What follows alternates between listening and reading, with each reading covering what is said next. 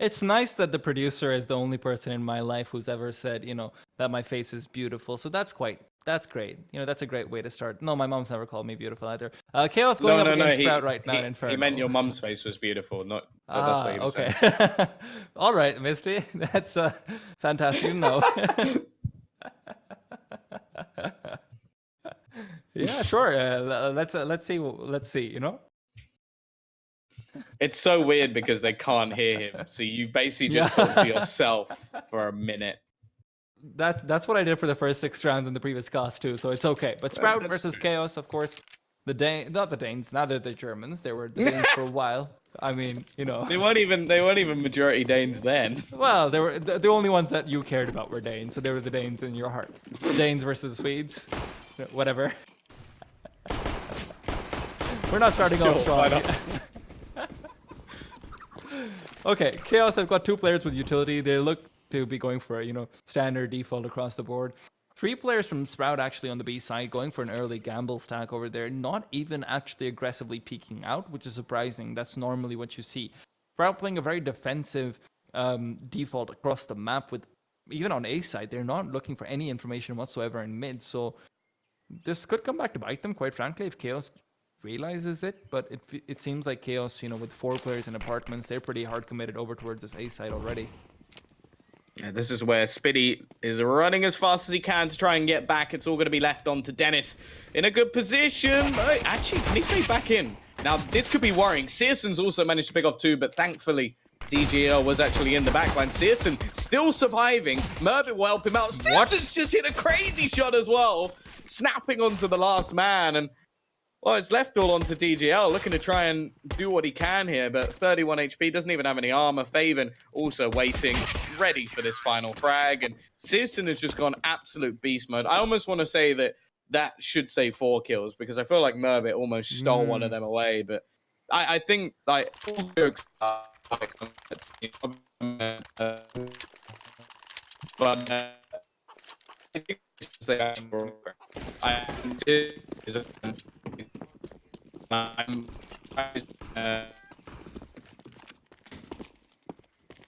didn't get Searson. Now, I believe that was due to the fact that they could only get either him or Tizian. But, like, in all honesty, I would have gone with Searson initially because I think he is that good a player. But Tizian's definitely shown himself over in big, so it's not the end of the world there. But yeah, I'm very happy to see him in this roster. Also, I think Faven is a hot talent for the future as well.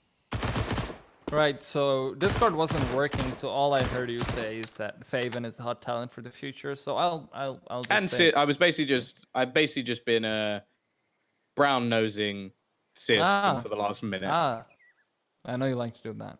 Yeah. Brown nosing, not Searson in specific. Anyway, yeah, I know. 1-0, and this is where they're going to be brought down as Searson comes in from behind, and it seems like Tom's nose isn't the only one that's brown, as he's just going straight in.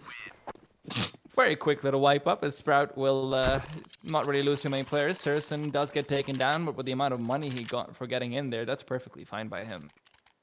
Yeah, no, this is fantastic. When your AWPer is already on 6 kills this far into the game, and now he can afford an AWP early in the game. Because this is one of the big problems you see a lot of the time from the CT side, is because there's no longer a bonus round scenario for you to make a lot of money, having these sort of SMGs can actually be really painful. Add an AWP into the mix, you have something that your opponents almost definitely won't have. That Molotov, they definitely expected that to go a little bit further, though, because that's not really done too much for them here. Ooh, Faven, beautiful peek out with the help of that little flashbang, and now he's got a chance for more, but Relaxa shuts down that chance immediately.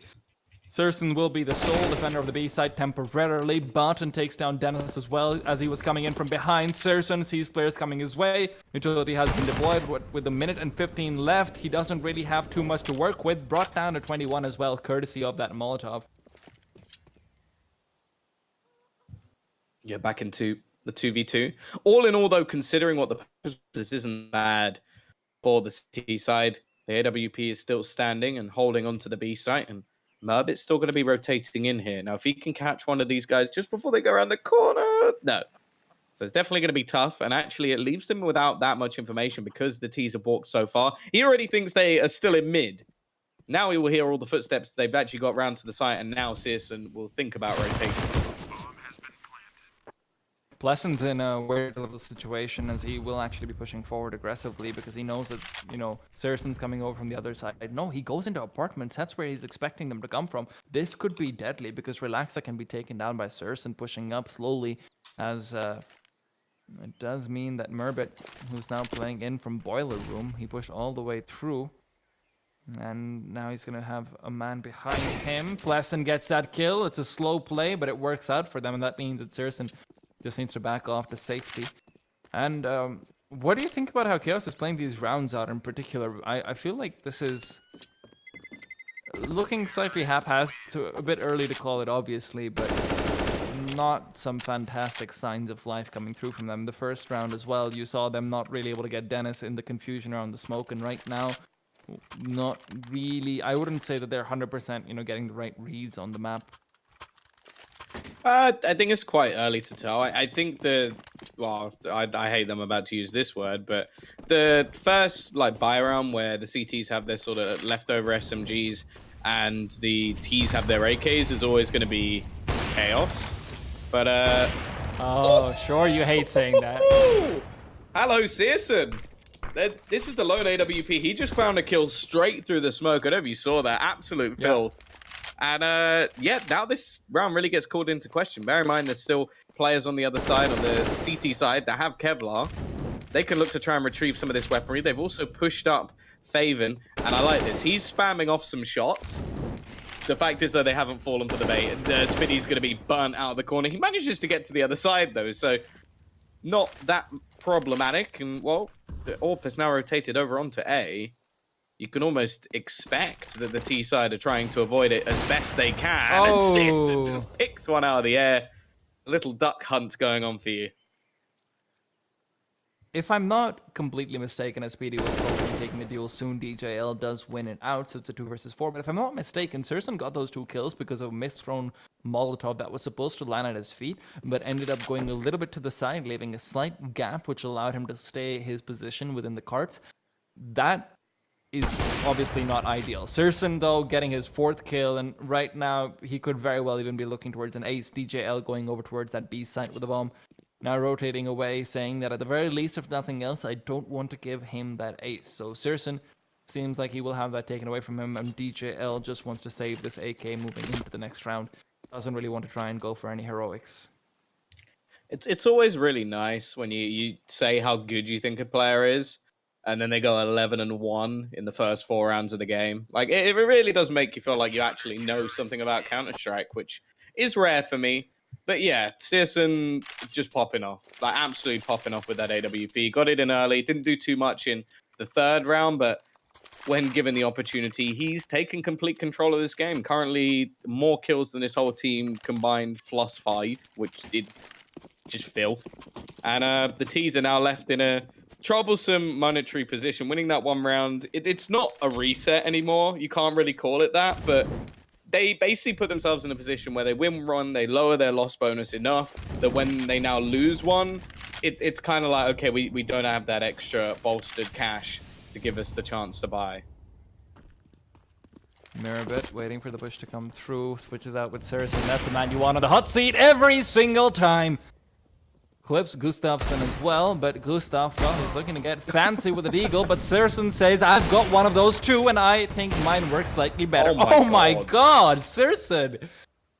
I mean, you're giving Tom more credit than his due right now, Searson. You should really slow down. Faven will end up trading away onto DJL as well, which leaves Relaxa alone. Relaxa, at the very least, does take down Dennis, but I feel like that's more of a staple than anything else. Oh my dear lord. This is actually just disgusting. He's averaging 3 kills a round at the moment. And most of the time it's been a 4K. This is one of the best performances or at the beginning of a game I've ever seen from a player ever.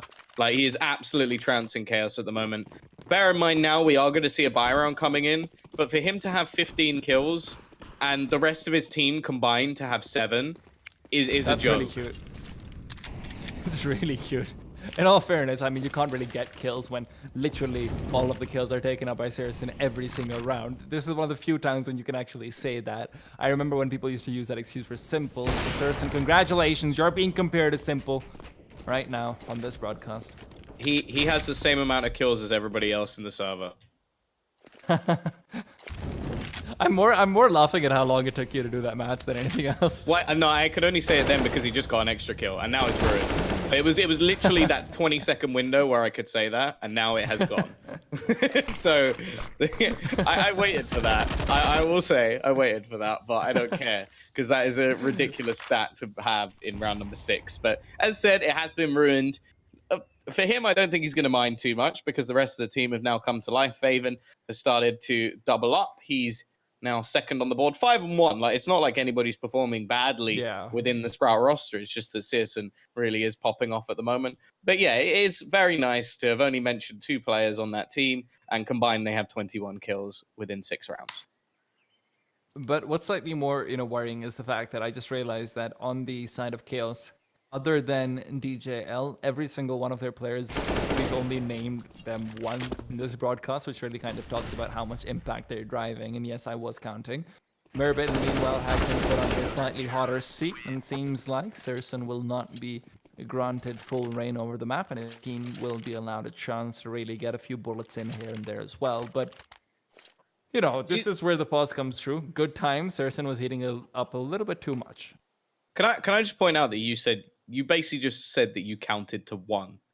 Like that's not really an impressive thing to admit, Tea Time. When you're counting to 1 like 8 different times, it becomes a little bit hard, okay, Tom? You go 1. That's it. No, it's not. Listen, you have to keep track, all right? You have to keep track. Oh God. At least I'm not like you, Tom. If I was a stats man, I wouldn't be just hovering at the edge of my seat for that 20-second window where I can quickly give a pop-up stat out. What? That's the only time you can give the stat. That's exactly what a stat man should be. Shut up, Tom. I'm not talking to you anymore, Tom. I'm talking to the game. Right, the Deegs, alongside a few P250s are coming in for the T side. It is going to be a decent buy coming in. The loss bonus maximized for the next round, and well, at least wanting to try and do some damage. The last couple, they have at least caused some pain for the Sprout side. Their money's not anything off the scale, although it will definitely warrant a buy in the next round if things go wrong. And they're going to want to at least drop 2 players here. Like, 3 players is where you make a bit of money. If you lose any more than that, then you're losing money on your finances. And if there's too much more than that, well, we could really see the stacks of cash go into the Sprout pockets.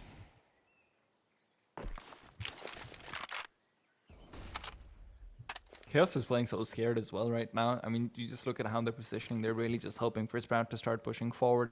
It's not like they're, holding commonly push angles like, somewhere in apartments maybe or somewhere closer towards the crossfire in mid. It's really just that they're hoping that Sprout just insanely drives forward, which is what they're doing right now onto the B site. So I suppose, maybe it could happen. Pleasant trying to push through, ends up tagging his own teammate. Speedy does get a little bit of damage as well, but Saracen can't be stopped. Speedy comes in from behind with 2 more, and Faven, who was left unchecked, will be able to finish that round off. Could he see something over that smoke? Like, he just traced him. Oh, he's having a great game. Rest of the team doing very well as well. That definitely looked like a situation that could have got out of control. Chaos using the limited utility they had actually very well, like to flash the players off of Banana. It seemed like a well set up strategy for a round where you didn't have much to play with, and they got very far. Unfortunately, they just weren't able to connect the shots. Okay, so that means you didn't notice the fact that they let Faven just sit there for like. Well, yeah, no, that they missed the player, but the actual setup wasn't wrong. Oh, my bad. Sorry, I misunderstood. No, because like that's definitely one of those little points where you're on an eco round. You have enough time to check the angles. This is where you can really feel Chaos getting pressured a bit too much. Merbit though gets some damage straight to him. Chaos won't know that, but Merbit definitely will as he's bleeding out onto the apartment floors.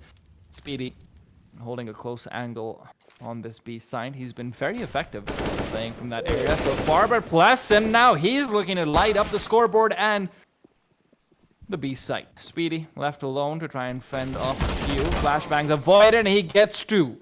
Now it's a 2 versus 3 as Meribet and Dennis will be trying to go towards that retake, but they've been smoked off. Gustafsson has a Molotov as well, and with both of them coming from the same angle, it could very well be spelling the doom of this retake. DJL with a great shot onto Meribet. Yeah, not really a necessary position for Dennis to save, but I think being tagged so low through the smoke, he just has to try and keep his money. Like, you sort of look at a lot of teams in this situation and you'd say, oh, wait, well, we've got stacks of cash. Let's go for something a bit risky. But ultimately, if Chaos win a couple of rounds in a row, then this extra save weapon, this extra bit of money that you can have might be the thing that gets Sis and an extra AWP or something along those lines, which can actually make a big difference in the long run. So Dennis just going to be waiting patiently, spotting to see if anybody's going to go to try and exit through CT spawn. They're not. It's going to be very safe from the T side, and rightly so. They do not have the finances to be losing any more players. As said, it's 3 to make themselves some money. And yeah, I actually, you know what? I disagree. I don't think that so far they've been playing scared. I think it's more just like, for example, the round with the pistols. I think they were just trying to get into the site quickly. I think if they slow down at any moment, they get wrecked. Especially considering they blinded players. And Pleasant in that round at least definitely didn't look like he was trying. Pleasant looked amazing. No, but when I was saying that he looks scared, it was more just on the lines of that the angles that they're holding aren't really the common angles that you expect people to push from, with this more surprising than anything else. But Speedy right now gets one and takes him down with it. It's a kamikaze. Play it like it's World War II, guys. 6-2. Chaos now, well, they're hoping that this 2 versus 4 can end up in their favor, but they're gonna have to pull out a nuke for that one. Well, at least a little bit of ground being gathered by Bolton, trying to get himself further up towards this A site. The real player he has to worry about is Faven, and he hasn't really been missing too much so far. Only 2 deaths to his name, and there's not going to be another one added just yet. Left all on to good stuff, and that's a nice little shot from him. Makes his way towards the site. Faven quickly able to rotate in a good position as well. This is a risky play. If he goes through the smoke here, that's one of the only ways they could actually lose the round, but he's actually just going to sit within it, wait patiently. His teammate just behind him as well, as the smoke will look to fade. Bomb faked out. Faven goes through, but he has a flash, but it doesn't matter. Gustafsson is waiting on the other side, and that actually gives him an opportunity here. 30 seconds left on the clock. Going to watch towards Banana. I wonder if he'll actually go for the full rotation here. I think he was just checking. Oh, no. You really like to see those, last second calls to run to the other side, be like, yes, I can get the bomb plant down. 4D chess, boys, go back to your checkers. But it seems like Gustafsson will just be going for a short fake and then peeking out directly. If he can win this duel on the Meribet, then he's practically got the shot in the bag. Oh my goodness, Gustafsson, the stones on this man just peeking out again like that. Now it's a 1 versus 1. Dennis trying to creep in from behind, but Gustafsson playing inside Emo. This is probably the safest position he could be. He's gotten 3 kills so far, but the Molotov will be flushing him out. Gustafsson needs to peek out deep, but Dennis isn't checking this angle. What's the point of that Molotov, Dennis, if you're not going to end up following through on it as well? Great flashes to keep Dennis at bay, which means that, the ball is in Dennis's court. Gustav trying to go for those early peaks. Oh my god, Dennis? What? Dennis? Dennis? Welcome back to Mouse Sports, boys. He even stayed alive. What is this? Tom, what is going on here? Well, at least managing to save the AWP.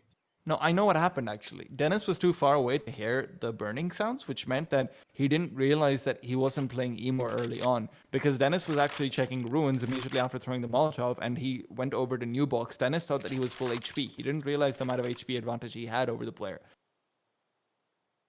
I think it just came down to time in the end. I think realizing that even if he did get the kill, he wouldn't be able to defuse the bomb, just decided to save an AWP and retreat, and that actually gives them a much better buy into the round. Like, it's a clutch that he probably should have won, especially off the back of the Molotov, and I think the main mistake was that he didn't check to see if anybody actually ran out of the corner. Other than that, I don't really blame him at that point. Like, after the clock ticks too low, I think the decision to save an AWP is actually a better one than either getting a kill or losing your gun.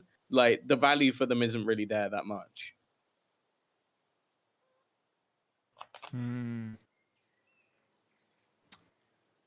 Well, you know what? I'm gonna stick to my theory. So you know, I'm just saying. No, because I just overall do think that was a major misplay coming out from Dennis. So that's without a doubt. But 6-3, beautiful job from Gustafsson. Those are the first 3 kills that he's gotten all game long, and those are the 3 kills that allowed them to net a very important round as well. So now they've got enough money to be able to buy up again. Sprout, you know, this is where if they lose out another round, maybe they start getting a bit shakier. Of course, it's quite beneficial that Searson went as ham as he did early on, which means that he can pretty much continue to buy out an AWP consistently regardless. Falcon, though, he's actually gone for one himself as well. Yeah, only one bought into this round, of course, because Dennis did manage to bring one in from the previous round. But yeah, money definitely spent. They're going to go for a bit of a risky face here. I like the planned smoke to actually deny the Molotov early on to give a little bit of a gap for Faven to actually peek out of. And this should actually give them quite a bit of banana control. The fact is, though, the T's are kind of on the brink again with this backwards and forwards nature, limiting now their own loss bonus. If it is to go wrong here, they won't have that much in terms of finances. A little bit extra save, but the problem of only having one man surviving in the previous round leaves them a little bit low on cash. So they're going to try and fake this one out. I think knowing the likelihood is there's only going to be one man on banana after the flashes and smokes go off. I'm hoping there's going to be a couple of flashbangs thrown over here, and there you go. Faven left blind. He kind of needs to fall back a little bit here. Smoke going to go down, but I imagine the T's are just going to opt to try and play through it. The likelihood is there's only ever going to be one man behind this. Faven again is going to manage to lurk through the smoke, but this time they know he finds the kill though. Looking for a little bit more. Finally, DJL will be there to put him down. But the amount of time that was bought alone by Faven has won his team the round. The sneak out coming in from Botan as well. This is not going to pay off no matter what happens here, because Searson is there. And overall now, Spitty may be left into a 1 versus 1. But the fact is he can just play the time. He doesn't really need to take too many risks. He's got 3 teammates ready and waiting to back him up. That was gorgeous coming up from Falcon, though. Just in that situation, being able to find that second kill as well, laying around the smoke so effectively. Now, DJL, like you mentioned before, the odds are stacked against him in every way possible. The second he goes for this bomb plant, Dennis can also just peek out as well. That's exactly what will happen. The bomb will go down at the very least, so they've got some money to work with. But this was also one of those big rounds for both teams, considering the fact that both their loss bonuses were also identical. And now, Sprout, they've managed to dig themselves out of that hole and made sure that they've got enough money to be able to rebuy up that AWP onto Falcon again. And good money across the board now as well, so, you know, they're in a good place for the majority of this half at the very least. Chaos, though, can't really say the same for them. They've gone for a Mac 10, a couple of AKs here and there. Relaxa and DJL have, well, 3 of their players have saved up a bit of extra cash, which is slightly surprising to see. Would have liked to see Relaxa go for at least a bit more utility, and they can try and go for a proper execute onto a site, but, you know, all's fair in love and war. I'm actually surprised he doesn't opt to go for something like an AK or a SMG or at least something a little bit extra. But either way, we'll see what he can do with the Deagle. A teammate has gone down. It's going to be Pleasant off the back of the Mac 10, but all in all, not the worst trade within this round so far. You normally talk about the advantage going towards the T's when you have an even purchase. Now, bear in mind, there is a slightly weakened Relaxer, so it changes things a little bit, but they're starting to predict Faven's positions, and he's going to have to try and run back. You can see Relaxer's more than happy to sort of be the bait for his teammates here, as all he has is a Deagle. If he is lost, it's not the end of the world. Unfortunately for them, though, the attempted wraparound has gone quite badly. They've already managed to catch out one. Spitty actually going to double back. Don't think he spotted the bomb, and actually DJO wins that duel versus him as well. This has gone from a position I was expecting Sprout to come out on top to now where Chaos are in a solid spot. And Relaxa, his positioning is perfect with the AWP right now. That's probably the best gun you could actually hope for from the angle that he's trying to play. Searson will be going up against him directly in an off versus op duel, so he's just crouch peeking forward very, very slowly. And if he can get this kill, that's where they've got a chance. And, well, Searson does, of course, get that kill. But now, It comes down to both of these players moving forward. Now remember, they've both got a lot of utility, so Sirsen can technically start to throw out some Molotovs to make sure that they've got a little bit better of an angle to try and fight from. So Sirsen, pushing forward aggressively, has chosen not to throw those Molotov over towards Graves, instead trying to flush out Emo and Newbox across both of those players. And with a few more Molotovs being thrown out, this might be the end of the round for the CTs as they need to back off. There isn't really enough time. They're just trying to make sure they get a few kills. And Sirsen, well, he saved the AWP, but both of the Chaos players will end up going down. However, the fact that they kept 3 of their players on decent money means that they can still buy up pretty well in this round. Yeah, and the other thing as well, Sirsen making sure that he actually saves there is enough to get a buy as well. So it leaves both teams with possibilities here. But again, Chaos, every time they went around, it seems to be with barely anybody surviving. So although they are now definitely into the game with the scoreline only at 7-4, they need to win this round to give themselves a chance to actually properly build into this half. And Murbit, he's looking to try and make some stylish plays of his own. He's been good so far, but that 1-for-1 trade isn't really enough. It gives some early information, but that will quickly fall apart. However, these 2 kills, far more impactful. Dennis will be able to get one. Actually going to see further aggression coming out from Sid, but he snaps back. Kills off Gustav and leaves it all onto Relaxer to try and clutch this one out. 1 versus 3, the money of his teammates on the line. And bear in mind, at the moment, the loss bonus is pretty damn low. This will potentially be a true reset coming through. Relaxa has got time and utility, but no bomb to work with. Smokes being deployed again and again from the CTs. They know exactly where he is. They've got the information. They've got all the cards, but now the question is whether Relaxa can try and pull out an ace or not. Good Molotov potentially. This could be a big game changer, to be honest, with a smoke to be able to block out the other side as well. Sirsen goes down to the Molotov. That's a great way to start off a round if I've ever seen one. Now, he doesn't realize it, but there's another player just in that cubby who did end up pushing through as well. Relaxa flashing forward, pushing through the smoke as well. But actually, he ends up going back into the waiting arms of Speedy. He started off very strongly, but unfortunately didn't quite realize that Speedy had backed into that cubby as well. The Molotov spread not going just quite that far. Yep, now the T side, they got close to breaking the economy of Sprout, which is arguably the most valuable thing on this map to do. Like, if you damage the economy, you reduce the utility, Inferno T side becomes a completely different beast. Like, you can really rack up the rounds and get yourself going. Instead, as said, they got close, but there's still going to be a buy coming in for Sprout, and it's actually the T's the one that have to take a bit of an eco. They've got some deegs. I always remember these Swedish players being pretty damn beastly with this weapon. I will say Pleasant trying to take the fight through the wall up against an AUG is not something I particularly want to be seeing. With a Glock. Yeah, I think it was more just meant as a distraction to try and get Botten a chance to find himself the kill. And he's actually going to take the deeg for his own. But as of right now, not really expecting too much to come out of this round. Dennis even going to be flashed in. The flash was absolutely perfect. And now Spitty has the chance to pad his stats a little bit as well. 2 quick kills. Nice shot from Pleasant on the Deeg. And actually, DJL managing to get one with the Glock. Unfortunately, the final boss of Searson will put him down and leave it all onto DJL. He is really just playing that final boss role pretty well right now. But DJL, you know what? He could be the plucky adventurer who kills the dragon, but unfortunately Sirsen opens his mouth. And it doesn't really seem like this dragon's getting slain anytime soon. 9-4. T-side will get their purchase once again. Loss bonus starting to build up once more. So even going into the last round, a bomb plant would be enough to help them out here.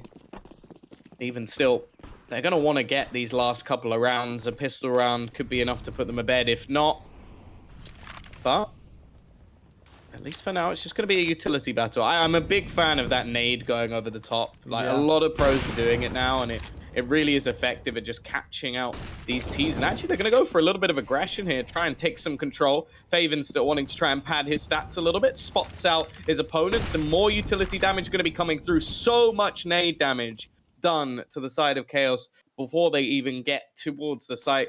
I always say that if you're a B player and your utility damage isn't over 200, something's gone wrong. Spitty up above, boosted up. They now know there's multiple players in this corner. However, Faven and Spitty trying to survive. It's only going to be Spitty left at the back of the site, but that might be enough. In the meantime, the flanker comes in, but Gustav, if he goes down, it's going to be a very difficult clutch for Bottom, and well, Mervit knows he's there. And now Bottom, he's in that 1 versus 2. Gustav leaving him alone, and Chaos has come down to these clutch rounds so many times that they just haven't been able to close out. Now, can Bottom change that continual fate? Serson is dead already, so that's always a great thing to see. Bottom is creeping forward. They don't know exactly where he's coming from, so he can technically isolate 2 1 versus 1s, but as I say that, he's down to 3, and his location is known, trying to wallbang in as well. Speedy barely managing to crouch down to avoid that damage, and it will be double digits for Sprout right now. And, you know, you're right about the utility usage as well coming out of the B site, but it's definitely something interesting that we're seeing coming from Sprout, where this is the first time they've really gone for that. So the fact that it ends up working means that they're getting a reasonably good read coming out into what Chaos will be doing as well. So that's always quite nice to see. At the same time, there's a few really interesting throws from there. So I don't know about you, if you know about those, but if you actually throw from the bottom of the second oranges, you can get it considerably deeper as well. So you know, always nice to see differences coming out from players on that B site, especially with how heavily utility dominant Inferno has started to become ever since, I would say, the end of 2017 or so. Yeah, well, it's always been like heavy on utility. I still remember on old Inferno the smokes you could throw from the spawn as well. Like that was ridiculous. Like just able to have a smoke down a banana pretty much the whole time it's there. And while already we're gonna see more utility damage being witnessed. I'm a little bit surprised that Chaos took so long to react to that. That's a very standard Astralis default. But Serson gets 1, Faven makes it 2. Relax in the meanwhile is able to trade away onto Serson. So even if they have lost out on numbers, Sprout have definitely lost out on their MVP candidate right now. Faven, who is the second argument to be made, is still alive and well at the B site though. And with the bomb straight underneath his line of vision, this means that Chaos are the ones who are pressured to move first. Yeah, that's the big problem. The fact the bomb's gone down, Spitty now picking up that magical AWP that's been so effective for them. Gustav now looking to try and play the role of the lurker, but considering where the bomb is, I think that role has become useless to them. They need to try and retrieve this before anything can be hoped. Just the shots going through the wall every few seconds. Finally, they'll be able to get one back. Spitty actually does fall off, and because of that, they're going to retrieve the bomb. You can see the rotation is fast, though, from Mervit. He's not going to give them the time of day, not a chance they'll have themselves a free site. I'd personally quite like to see him just hide in the graveyard and be a little bit of a sneaky boy, but instead he's going to play the safer close range angle. Gives you almost a guaranteed kill unless you make a big mistake. And considering Botten has 2 HP, I wouldn't be surprised if he's used as bait. Unfortunately, the bait's not quite enough. 11-4. What a half coming out from Sprout. Serson did somewhat cool off later on, but fantastic performance from him. Chaos, this is where, I mean, you know, you might not really completely understand how much closer this game could have been if Serson hadn't been having, you know, the game of his life seemingly, because quite frankly, Chaos, with the amount of clutch rounds that they ended up losing, if Serson had gotten even 5 or 6 lesser kills, this could be a completely different half. This could have been a 9-6, 8-7 easily, just because those 1v2s, those 1v3s become a little bit easier for Chaos. They can get a bit more momentum. They can get a few more buy rounds properly. So always unfortunate, but at the same time, it's a new half, it's a new day, it's a new dawn, and let's see whether or not they're feeling good. What do you mean it's always sunny? It's always sunny on Inferno. There's no dawn. All right, Tom. The sun doesn't go down. It's a beautiful place. I quite like to live there, although I imagine sleeping would be quite difficult with all the dogs barking and, well, the fact that the sun never goes down. But the sun has gone down for Dennis, at least, as he's dead.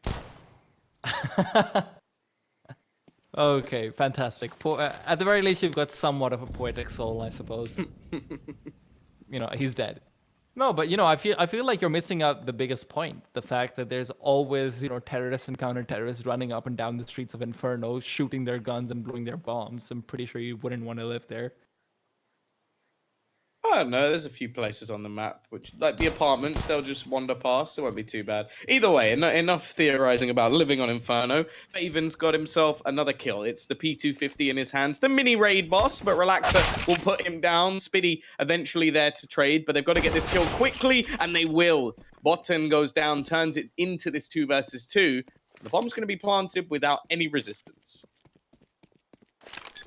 They don't have a kit either. DJL has utility, but not that kit. That's where things always get problematic. I'm surprised that we don't see more people going for the kit in these MDL games, so that's always something that boggles my mind a little bit. But Speedy, in that big pressure point, will have a lot of pressure put on him. Unfortunately, a bit too much, and his head does end up being popped along with Merbits.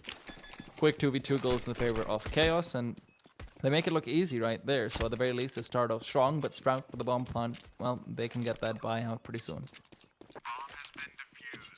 Yeah, they could risk it now. We see a lot of teams in the modern day just going for these Galeals, the AKs that they can juggle around as well if they really want to force the issue.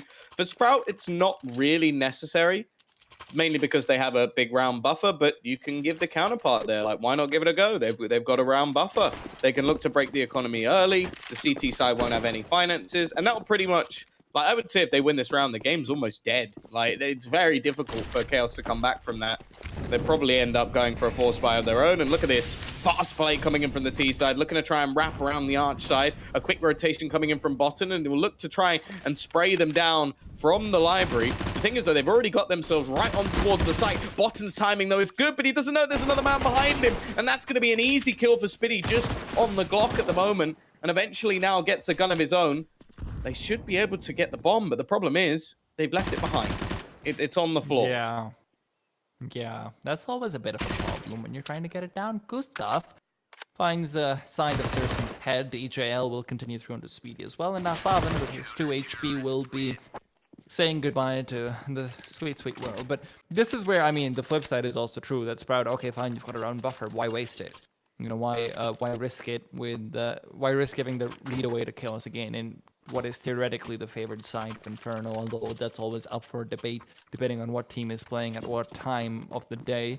Chaos, though, now they've got themselves full utility, they've got themselves everything they possibly need, and they've even got themselves a UMP, so Gustav could potentially end up coming through with a little bit of extra money.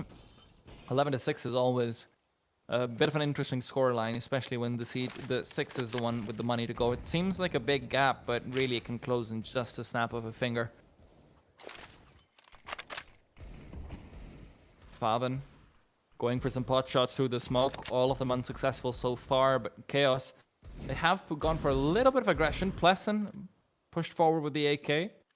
Not really the best of positions, but at the very least, if they end up going towards the A side, he'll be the natural choice to go for a flank. And with that, Chaos, who are trying to set up the Triangle of Doom over towards the A side as well, could do really well for themselves. Relaxa with a great kill, DJL as well following through with the AUG. And now it all comes down to Botan with a Famas still playing from inside that little arch. Nice easy kills from DJL, and this is a great start from the CT side. We saw a similar comeback attempted in the previous map, but I feel like on the CT side of Inferno, with finances behind you, it's much more plausible to actually have a turnaround rather than when we saw on Mirage, where it's actually quite a grind as it's a fairly even-sided map. I think a financially strong Inferno normally benefits the CT side quite heavily. Now, Searson's got his AWP back in hand. Definitely a lot tougher to man that weapon over on the T side, but he is going to be going for it very early on. Almost tempted to try and make his way through the Molotovs, but the utility usage will be there to force him back. Not doing a huge amount of damage, so not really anything too worrying, but it will give a lot of control over to the TTs early in this round. And of course, never mind, Speedy finds that beautiful kill under DJL as well, and that means that now Pleasant is left a little bit lonely towards the sandbags, but with the smoke being deployed, he's got the opportunity to reunite himself with Botan on towards that B site. However, Relax has been pushed back, and that means that this arch side of A has been given pretty much free reign to Dennis as soon as that smoke does stop blooming. So Relaxa, who has gone for the long wraparound back into the site, might end up regretting this. Pleasant, Here's the flashbangs going off. Might be calling for some backup pretty soon. Where does that flash? Ooh, that is a beautiful flash. Used to blind out anyone who might be over towards that cart area, of course. In the meanwhile, Barton, with 40 seconds left on the clock, is going to be put on the hot seat as the bomb is making its way over towards that A site.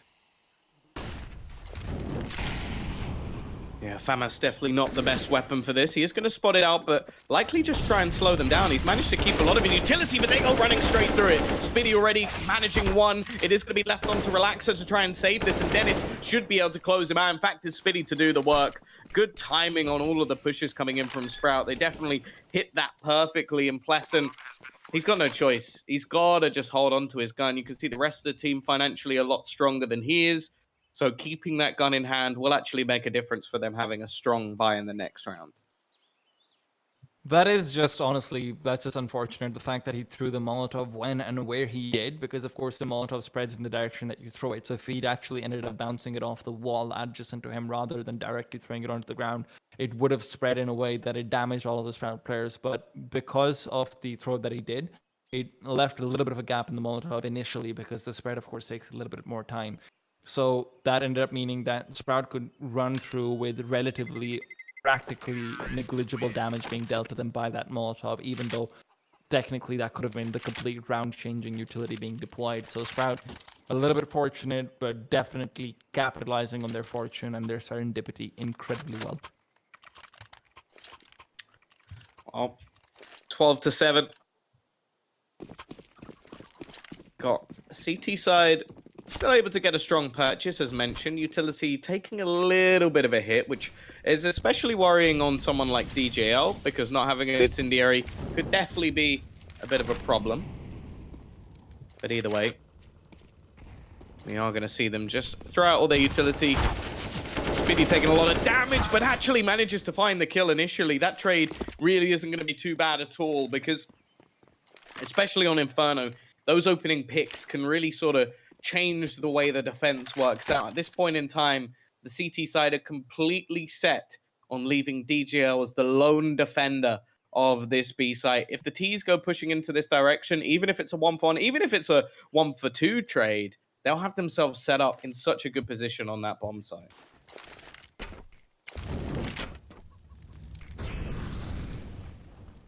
And this is where Sprout is slowing things down a lot. Oh, Barton, aggressive push, and it works out well for him.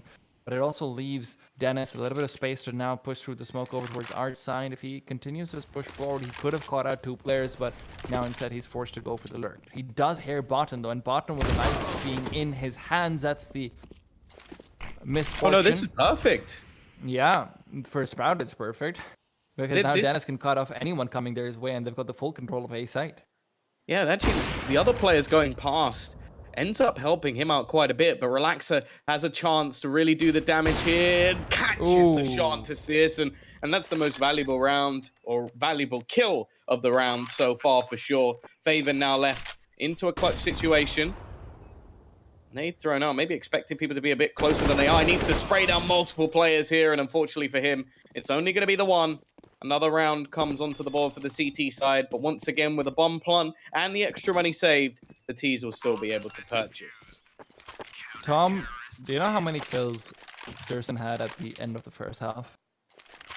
I think it was like 20. It was maybe 22. I don't know. Maybe he's not got a kill. I'm not sure. He hasn't got a single kill in the second half, and this is problematic because, I mean, I talked about that earlier on, which is that Searson was such a big difference maker considering how many clutch situations Chaos found themselves in, that right now if he's not heating up, then things become a lot more questionable. Now, the good thing is that Speedy has been the one who's stepping up on his side, but Relaxa, now he's getting the heavy lifting done as well. With a quick kill early on to start things off, things are looking good for Chaos.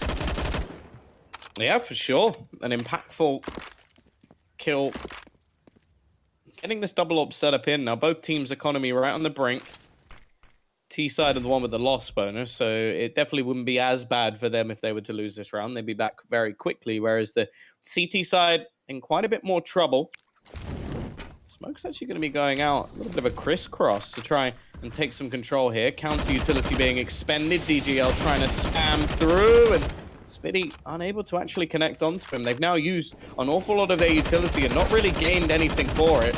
More Molotovs being expended, and they're going to have to go for this here. They've put too much into the round to just give up now. DGL will find one through the smoke, probably not expecting it to be Spitty, as it was actually Faven who he was trying to retrace through the smoke. The bomb is going to make his way forward, and that's an important kill coming out for Faven. He gives them a chance in this round.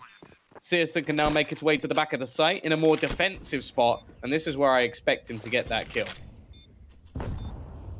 Faven with a good grenade thrown forward, but he reveals his position somewhat. Searson playing in from behind, and he's got himself a kill that you were talking about. Turns it into 3 versus 3, but utility is there on the side of Chaos. So if they want to start chucking that out and trying to push forward together, now would be a great time to do so. Now, of course, they have to deal with Mirbit as well. They've smoked him off temporarily, but Gustafsson now has to make sure that he's not pushing through. Gustafsson with his 3rd kill of the round, laying out that retake perfectly, and they will be able to get that defuse as well, barely in the nick of time.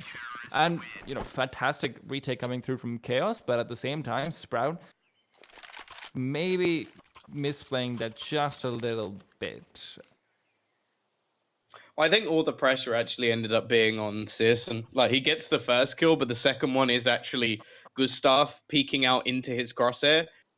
And the second he goes down, everything falls apart, because the second he goes down, we know that Faven's actually watching for the cross. So Faven now has 2 angles to look at. His teammate smoked off. So rather than a misplay, I think it was just a miss shot. And that I can forgive that much more than if they'd actually set things up badly. Also, just the amount of utility that was left. There was still 3 smokes. I think at least a couple of HEs and some flashbangs going into that retake, which for the T side, considering they had none, it made things very hard.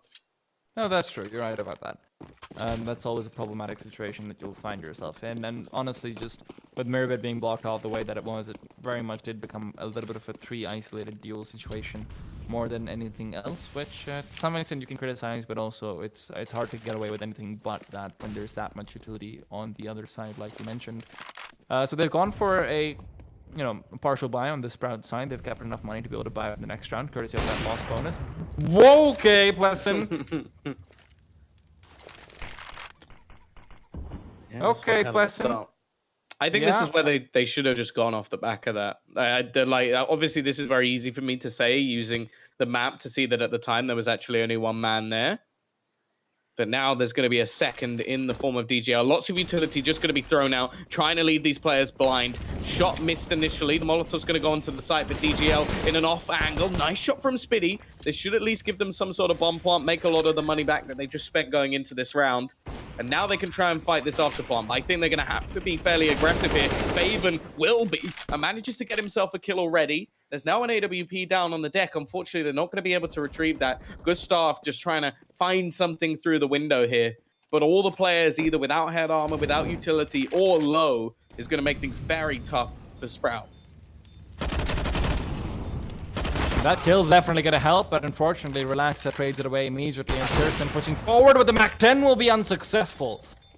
As it will be the 10th round coming out for Chaos. Double digits is there, and, this is where not having that one simple S-Claire really is showing off how hard it becomes. But you know what? I'm putting a lot of the blame onto Searson, but honestly, Faven has also to some extent dropped the ball in the second half. It has very much been Speedy who is dominating and really giving Sprout any chance whatsoever in these rounds. But Dennis, Mirbit, both of them been fairly quiet across the game, but Faven and Searson have significantly cooled off ever since the first half.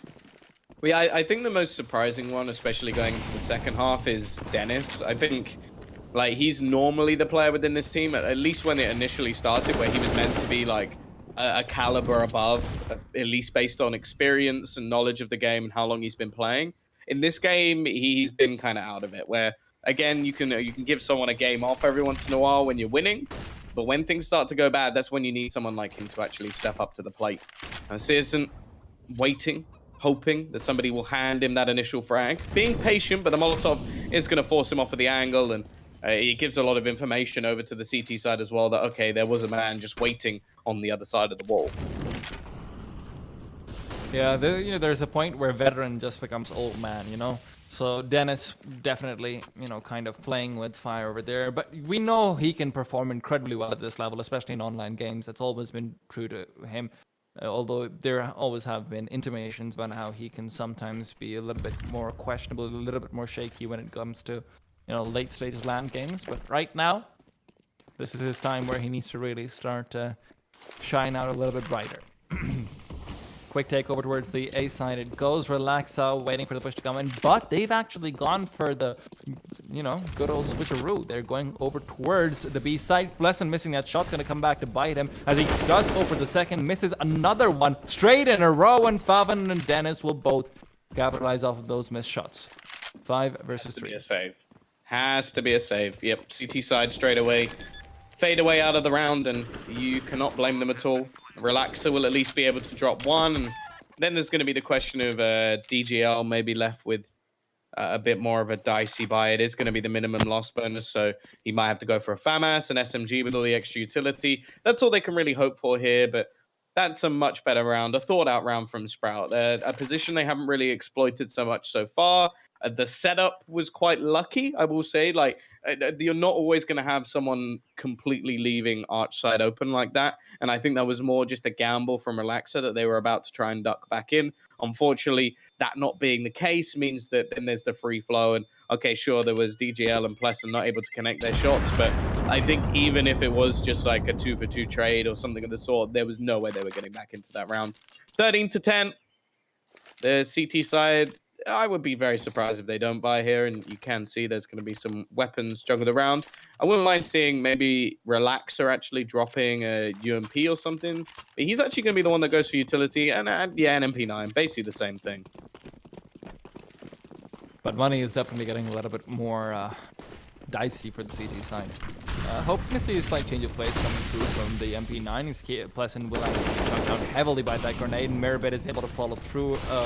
Molotov will prevent them temporarily from pushing forward a bit too quickly, but Relaxer with the AWP on this side is going to be pigeonholed in. Not Relaxer, rather DJL with the MP9 on this side is going to be pigeonholed in slightly. But this is the gun you wanted to have. However, he's spotted out and Speedy's able to get the kill. Mirabit even moving through onto Relaxer. Yeah, that was just straight through the smoke. Just get absolutely wrecked, and it seems like just at the right moment, Sprout have sprung back into life. Mirabit able to pick up a couple of kills, and we've sort of mentioned it's been him and Dennis a little bit quiet in this second half. Searson, well, I think it's unlikely that you see a player go as nuclear as he did and then continue that into the second half, especially T-side AWPing, so it's expected that he will fall off. And now, well, it's going to be left onto Gustav. But as you can see, he is somewhat hiding. Just going to be looking and peeking into mid. Even for me, this is more aggression than I'd like to see for him. Just hold on to that weapon. Give yourself some hope into the next round. And I would be very surprised not to see them just save here and play for overtime. Because although it's not really what you want to be doing, like, it's not fun. It can be quite a mental block seeing that 15th round on the board. Their money is so bad that whatever they buy here, the chances of success are so slim. But by the looks of it, they don't want to play for overtime, so they're going to go for it. Yeah, always nice to see people going for a good old Hail Mary. It can be very exciting early. Searson, though, that is particularly exciting as well. Finds that first shot into Relaxa. Not the greatest starts to a round. Gustafsson will be repositioning himself to try and be the defender of this A site. And Chaos, well, they've got 3 players over towards B, slightly afraid after Sprout did end up going for as fast-paced of a B take as they did in the previous round. But that fear might end up contributing very heavily in their own favor, as 3 players are hovering around the B side. Good grenade thrown out, damages them very heavily on the Sprout side, so that's lovely to see. Dennis, meanwhile, missing some flashes as well. So, we're seeing the good and the bad of utility usage. Now, Pleasant, he's holed away inside this side. Maybe looking to get a boost down front for DJL as well. DJL coming in from the side. This is a good boost, but they can't quite follow up. Searson does end up getting that kill courtesy of the AWP and the gathering smoke, which meant that he was already checking the angle. Pleasant now with the UMP, hoping to get a quick few shots through the smoke, but it's unsuccessful so far. And the one thing that's really against the T side here is the clock. And more importantly, Orton still has a smoke. Now, this should be going out now. Like, the nade is not going to be the most useful thing in the world. I think that he may have actually given away in here. That extra smoke going down over on towards Banana could have been enough to win them the round here. Instead, well, he is going to spot out Faven. That will at least net them the one frag. Pleasant and doing damage as well. The smoke actually missed by the T side, and the flashbang comes out as well from Botten. His utility usage, at least on the smoke, wasn't great. They have to go for the plant here. It is the last few seconds. He gets the skill. They win the round, and he's even going to get a couple there. It's off the back of Gustav as well. And well, the smoke didn't look like it would play much of a part, but the fact that his other utility was so perfectly placed and the T's missed the smoke actually wins them the game, or the round even.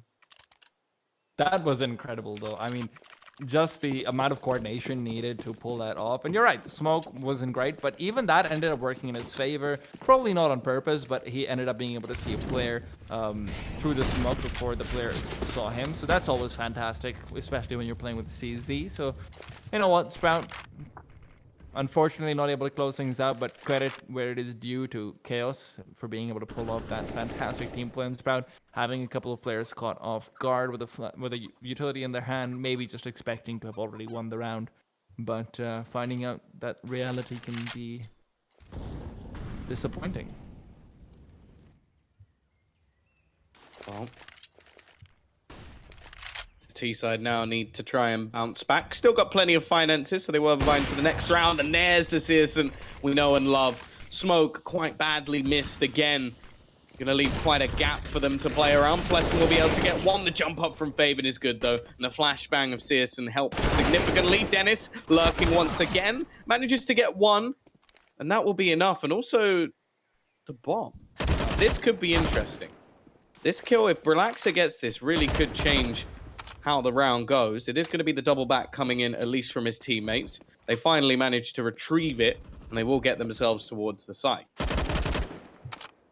Gustavsson could have just pushed forward and won that round for them immediately, but unfortunately both those players, perhaps you know, a slight lack of confidence coming through, but it's also just it really is a coin flip about what you should do in that situation.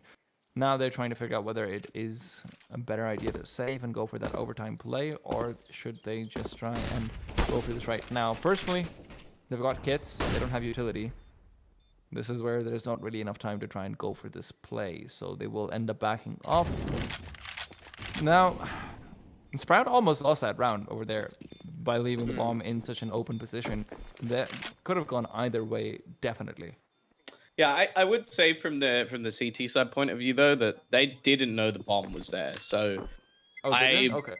No, it was all the way down back on towards the ramp. So they couldn't have seen that unless somebody pushed all the way down. So I think them running down with it, like, it was a way for them to win the round. But personally, I would never want to see a CT player try and challenge someone who's hiding with their little head popping out and just spraying bullets at you. I think the chance of you winning that duel is super duper slim. Fair enough. No, I was under the impression that they had intel on the bomb. Otherwise, I don't know why he was speaking in initially, like you mentioned. Because they had B, so he was going to rotate. No. I mean re-peeking into the guy with the tiny head. Oh, well, I think at that point, it was, if they get that kill, they can rotate through and take banana. If not, then, well, you kind of were in a save already. Fair play. So now with 3 pistols and 2 AKs, they're keeping the dream alive, but they don't have as much utility as they did in the previous miracle round that they did pull off. So, you know, this is where different challenge, different solution needed. Yeah, they're going to need some hero plays once again, but they've had them so far throughout this map, managing to bring them back into a closer scenario. And well, the T side again, they're going to send Spiddy looking to probe in towards this B site. Smoke's down, at least for now, but there is only one left, and there it goes. Still, though, the clock has actually been burning quite significantly. 40 seconds left on the clock. The T's also trying to make some presence known over towards the A site, maybe hold some players in on the rotations, but Botton's actually going to make his way back. Now, this boost position from DJL, it's a nasty one. It's a very hard position to clear without like actively peeking out into the angle. And going for a B play this late in the round, I think that's going to be troublesome. Incendiary now goes down. They're going to have about 15 seconds to execute onto this site. deep incendiary as well, so even if they smoked it off, doesn't mean the DJL can't just try and get a few pot shots off. If he can get this kill, no, that's problematic as Speedy and Mirbet get 2 consecutive ones. And you know what? Dennis is even in the back line, so Dennis will be coming through for a flank pretty soon as well. So this round just gets harder and harder for them to be able to pull away, and I feel like this could be it. This could be Sprout's big 16.